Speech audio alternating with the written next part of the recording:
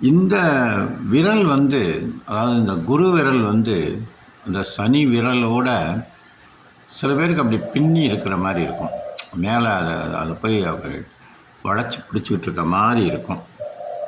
அப்படி இருந்துச்சுன்னா அவங்களோட கேரக்டர் பார்த்திங்கன்னா ரொம்ப அகங்காரத்தன்மையும் ஒரு வாயாடித்தனமும் நிறைஞ்சவராக இருப்பாங்க.